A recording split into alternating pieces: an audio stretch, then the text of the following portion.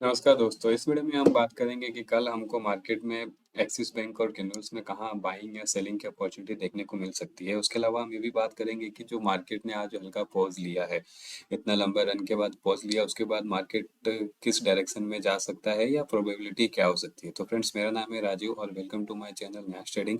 तो चलिए शुरू करते हैं इन दोनों स्टॉक्स का चार्ट एनालिसिस।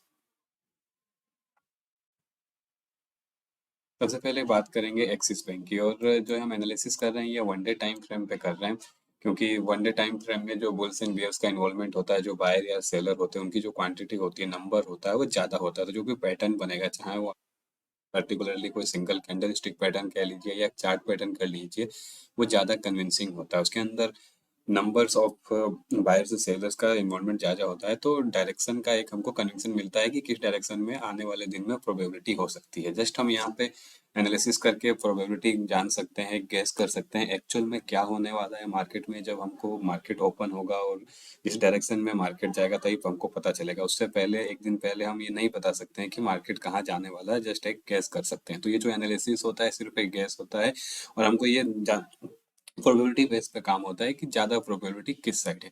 और जो स्टॉक सिलेक्शन कर रहा हूँ मैं, उसके पीछे जो लॉजिक रहता है, उसके पीछे लॉजिक ये है कि जो भी आज की या प्रीवियस डे की जो क्लोजिंग रहती है, अगर मार्केट आज ओपन हुआ है तो आज की क्लोजिंग, अगर आज ओपन नहीं हुआ है तो प्रीवियस डे की क्लोजिंग क्या है, उसके आसपास का हमको अगर कोई हॉरिजॉन्टल लाइन खींच के देखेंगे, सपोर्ट या रेजिस्टेंस का लेवल है क्या। तो यहाँ पे देखिए कि आज की जो क्लोजिंग हुई है, थोड़ा सा इसका अगर मैं जूम इन करता हूँ, तो यहाँ पे अगर इसकी जो क्लोजिंग हम देख रहे हैं, यहाँ पे जो क्लोजिंग हुई है उसके पास से अगर एक लेवल ड्रॉ कर रहा हूँ मैं, तो देख रहा हूँ कि एक लेवल, कुछ एक अच्छा सपोर्ट का लेवल निकल के आ रहा है हॉरिजॉन्टल पे।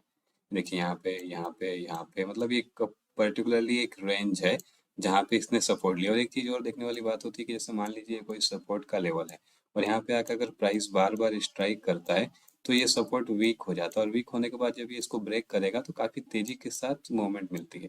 और सेम चीज़ होती है अगर जैसे मान लीजिए कोई रेजिस्टेंस का लेवल है और यहाँ पे भी प्राइस आके बार बार स्ट्राइक कर रहा है इस पे, तो ये लेवल भी वीक हो जाएगा, और जब इसको ये ब्रेक करेगा तो काफी तेजी के साथ ऊपर जाएगा। तो ये दो चीजें हमको यहाँ पे देखने को मिल रही है। एक तो यहाँ पे काफी दिनों से ये स्ट्राइक कर रहा है इस लेवल पे, और मार्केट सेंटीमेंट आज नेगेटिव है। तो चांसेस हैं कि अगर इसमें प्रॉफिट बुकिंग चालू हो जाती है, क्योंकि मार्केट ने काफी दिनों से हायर हाई बना के और ऊपर ही ऊपर जा रहा है, तो अगर मान लीजिए यहाँ से प्रॉफिट बुकिंग शुरू हो जाती है, तो चांसेस है कि ये सेलिंग कंटिन्यू रहे और नीचे आए और सपोर्ट को ब्रेक कर दे, तो काफी तेजी के साथ नीचे हमको इसमें मोमेंट देखने को मिल सकती है। तो मान लीजिए क्या होता है कि कल अगर ये नीचे की साइड आता है और इस सपोर्ट को ब्रेक करके प्राइस एक्शन बनाते हुए रिटेस्ट करके अगर नीचे आता है, तो इसका जो लोअर लो बनाएगा उस पे हम एंट्री लेंगे शॉर्ट के लिए, शॉर्ट सेलिंग करेंगे, सेल साइड में एंट्री लेंगे। और ये जो स्विंग हाई बनेगा, तो यहाँ पे हम स्टॉप लॉस लगाएंगे। तो ये तो होगी बात कि जब मार्केट डाउन साइड में जाएगा, जैसे कि मैंने बोला कि हम ये एनालिसिस कर रहे हैं सिर्फ एक गैस है, एक्चुअल क्या होगा हमको नहीं पता है सर। तो दूसरी चीज ये भी हो सकती है कि नीचे नहीं जाके बुल्स बहुत ज्यादा आ जाए, बहुत ज्यादा बाहर आ जाए, और इसमें सपोर्ट्स यहाँ से बाउंस करके ये ऊपर जाने लग जाए। तो ऊपर जाता है तो क्या कहेंगे कि यहाँ पे अगर ये प्राइस एक्शन बनाते हुए रिटेस्ट करके ऊपर जाएगा, तो जब ये हायर हाई बनाएगा तो यहाँ पे हम एंट्री लेंगे, और ये जो इसका स्विंग लो होगा वो हमारा स्टॉप लॉस रहेगा।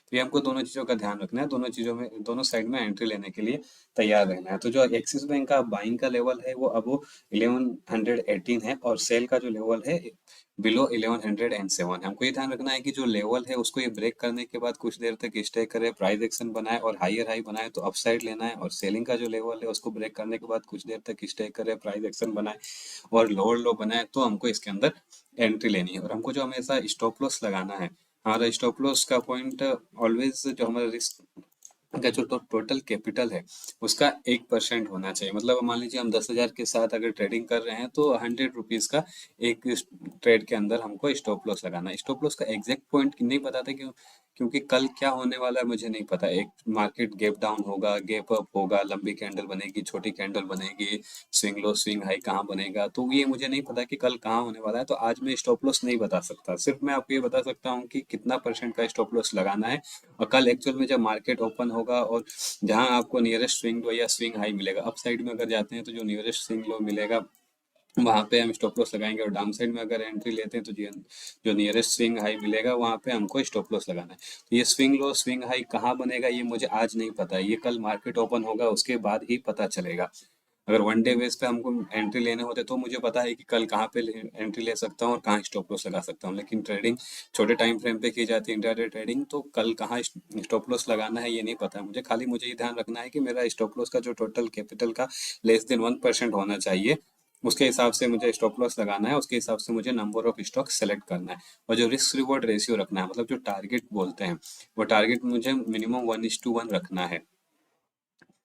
मतलब मैंने अगर 5 रुपए का स्टॉप लॉस लगाया है या 10 रुपए का स्टॉप लॉस लगाया है, तो जब तक मुझे 5 रुपए या 10 रुपए का प्रॉफिट नहीं हो जाता तब तक मुझे एग्जिट नहीं करना है, ट्रेड में बने रहना है। तो ये है मिनिमम क्राइटेरिया, इससे ज़्यादा के लिए मैं वेट कर सकता हूँ लेकिन इससे कम में मैं एग्जिट नहीं लूंगा। तो स्टॉप लॉस टारगेट का पॉइंट मैं इसलिए नहीं बताता हूँ क्योंकि ये on the market situation depend करता है कि मार्केट कल ओपन होने के बाद कैसे जाने वाला है, बड़ी कैंडल बन रही है, छोटी कैंडल बन रही है, गैप अप बन रहा है, गैप डाउन बन रहा है। आज मैं बता दूं कुछ भी स्टॉप लॉस सर्कल वो मार्केट में फिट ही नहीं बैठता हो और आपका अननेसेसरी स्टॉप लॉस हिट हो जाए, अननेसेसरी टारगेट लेवल लेके बैठा रहे जो मार्केट के प्रेफरेंस में हो ही नहीं, अलग ही हो, तो इसलिए मैं आज कोई लेवल नहीं बताता, सिर्फ थंब रूल बताता हूँ कि अगर मार्केट जिस डायरेक्शन में जाए तो उस डायरेक्शन हमको कैसे एंट्री लेनी है, कहाँ स्टॉप लॉस लगाना है और कहाँ टारगेट सेट करना है।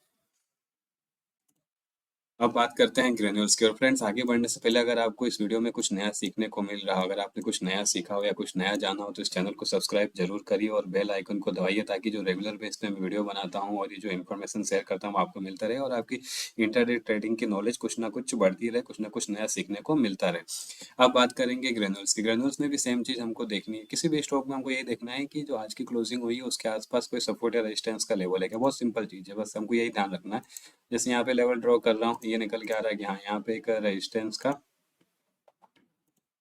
यहाँ पे एक रेजिस्टेंस का लेवल था पहले, यहाँ से इसने रिवर्सल लिया फिर ऊपर गया और वापस उसी लेवल पे आके क्लोज किया। और दूसरा इसने क्या किया है कि राउंडिंग बॉटम पैटर्न बनाया। तो यहाँ पे हमको सिर्फ ये लेवल ड्रॉ करने से ही दो चीजें निकल के आ गई, एक तो हमको क्रूशियल लेवल पता चल गया इसका रेजिस्टेंस का, और दूसरा एक पैटर्न भी हमको मिल गया। तो कल मार्केट सेंटीमेंट किस डायरेक्शन में रहता है उस डायरेक्शन में हमको ट्रेड लेना है।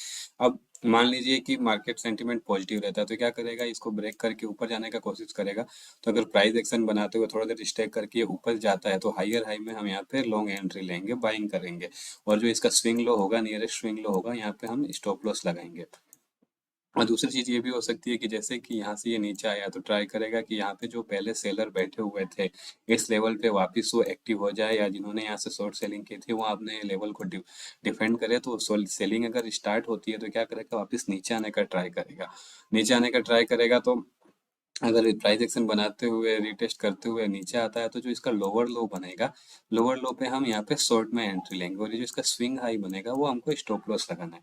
तो ये चीज हो गया कि हमको दोनों साइड में एंट्री किस हिसाब से लेनी है। और यहाँ पे देखने वाली बात ये है कि यहाँ पे एक अच्छा खासा वॉल्यूम के साथ आज का इसने बड़ा कैंडल बनाया है, तो बुलिश सेंटीमेंट है। तो कल का मार्केट जिस डायरेक्शन में जाता है, मार्केट ने पॉज लिया हुआ है ओवरऑल, तो कल मार्केट किस डायरेक्शन में जाता है उसके हिसाब से हमको इसमें दोनों साइड में एंट्री लेने के लिए तैयार रहना है। तो इसके लिए जो लेवल रहेगा ग्रेनुल्स का, बाय का रहेगा वो 406 का और सेल का रहेगा बिलो 395 का। और हमको स्टॉप लॉस लगाना है वो टोटल कैपिटल का लेस देन 1% लगाना है, और रिस्क रिवॉर्ड रेशियो हमको मिनिमम 1:1 रखना है। और मैंने आपको ये चीज बहुत अच्छे से बता दी है कि मैं रिस्क रिवॉर्ड रेशियो और सिर्फ स्टॉप लॉस का परसेंटेज क्यों बताता हूँ, एग्जैक्ट पॉइंट नहीं बताता, क्योंकि एग्जैक्ट पॉइंट मुझे ही नहीं पता क्या होने वाला, किसी को नहीं पता होता। जो बताते हैं जस्ट एक गैस लगाते हैं और उस गैस के बेस पे आपका अंदाजा सही भी हो सकता है और गलत भी हो सकता है।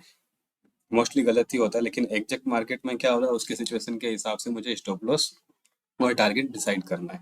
और दूसरी बात तो एक और चीज करते हैं कि आज मार्केट ने काफी अच्छे लॉन्ग रन के बाद एक पॉज लिया है, तो इसमें क्या प्रोबेबिलिटी हो सकती है। दूसरी एक चीज ये हो सकती है कि जिन्होंने पहले से बाइंग करके रखी है उन्होंने थोड़ा सा प्रॉफिट बुकिंग की हो, इसलिए मार्केट में थोड़ा डाउन डाउन आया। और दूसरी चीज ये भी हो सकती है कि यहाँ पे धीरे धीरे नए सेलर अपनी पोजीशन बना रहे हो, बायर को डोमिनेट कर रहे हैं और सेलर अपनी पोजीशन बना रहे हैं। तो हमको कल काफी कोशिश रहना है, अगर जो प्रीवियस डे का हाई था उससे पहले वाला जो हाई है उसको ब्रेक करता है, अगर ऊपर जाता है तो हमको अपसाइड में एंट्री देखनी है। और अब अभी बिल्कुल हमको छोटे टाइम फ्रेम के लिए एंट्री देखनी है, पोजिशनल ट्रेड नहीं लेना है, क्योंकि मार्केट कभी भी रिवर्सल हो सकता है, कभी भी उसमें प्रॉफिट बुकिंग आ सकती है, करेक्शन आ सकता है।